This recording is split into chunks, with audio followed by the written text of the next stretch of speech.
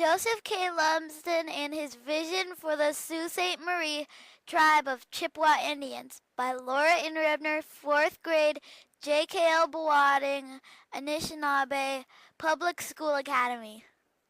Often, people perceive us negatively, but at least they see us. We are here.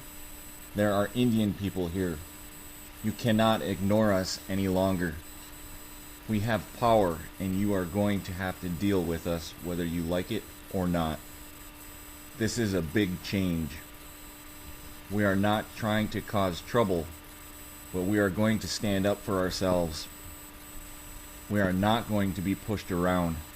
I hope in time the controversies will pass and the people will recognize us for our legitimacy. Joseph K. Lumsden was a Native American tribal leader. He was brave. He was hardworking. He was a true leader. He left a legacy for his tribal members to follow. However, he was not always respected. You see, Joseph K. Lumsden lived in a time when white people did not respect Native Americans. They had different customs than white Americans. Tribal people were treated bad because of the different customs like fishing and hunting, berry picking, and their everyday way of life. In the 1920s, Native Americans did not even have the right to vote, and most were very poor. Many of them only had a little bit of education also. The government made the first boarding school in 1860. The purpose was to get rid of the Native American culture so Native Americans will have the same beliefs as the rest of the Americans. The students were not even allowed to speak their own language, and if they did, they were punished. My own grandmother was one of those children who were put in the Holy Cross Orphanage in Marquette, Michigan, and was adopted to a Catholic family downstate. When European settlers came to North America, Native Americans were forced to move from their land by European settlers instead of fighting because they knew they couldn't win the war against them.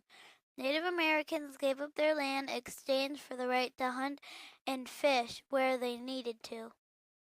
This led to many years of Native American problems. They were poor, they were uneducated, they needed someone with a vision to help them. That's where Joseph K. Lumsden came in.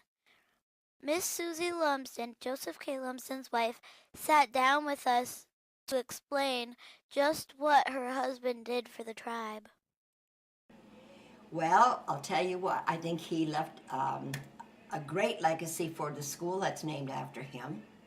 And Joe was involved, especially he was strong in the education part, because the things that he got going were, we had Head Start.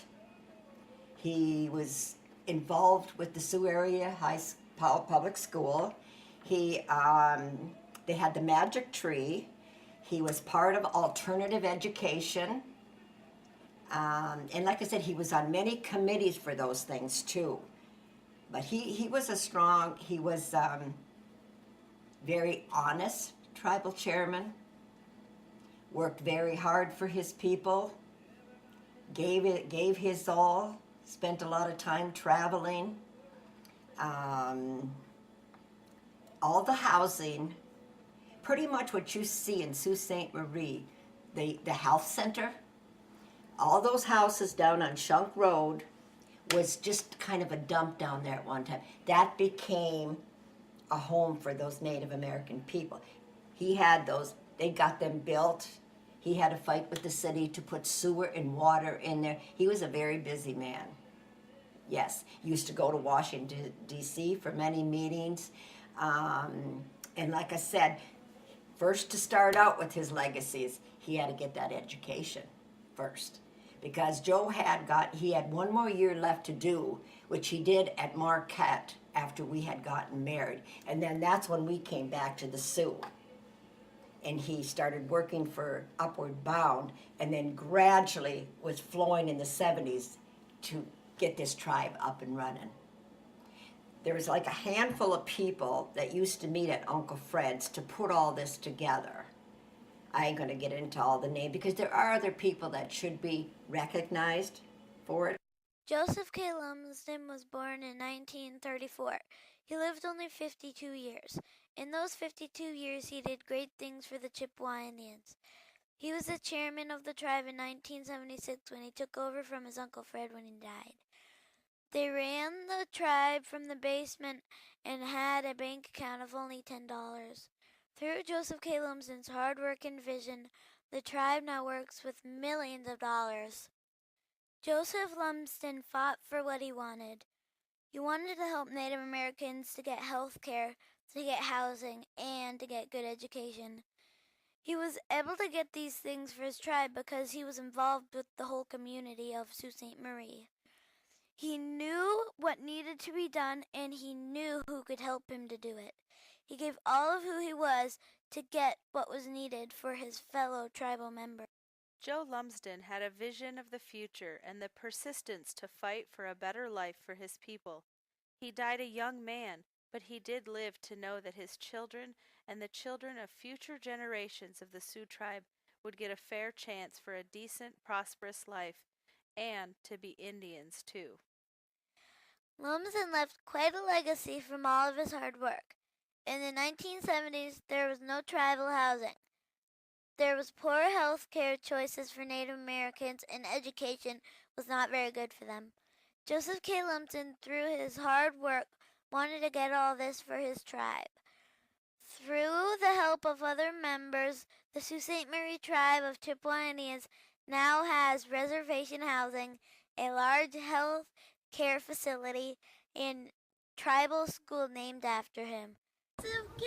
Lumsden left a legacy at my school. The Joseph K.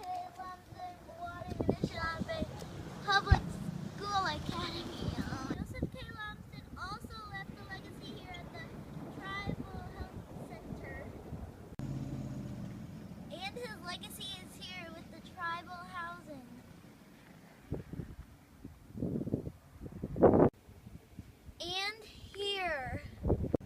And here at the Bahweting Casino.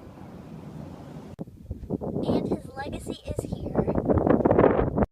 His legacy lives on in all the areas of the tribe.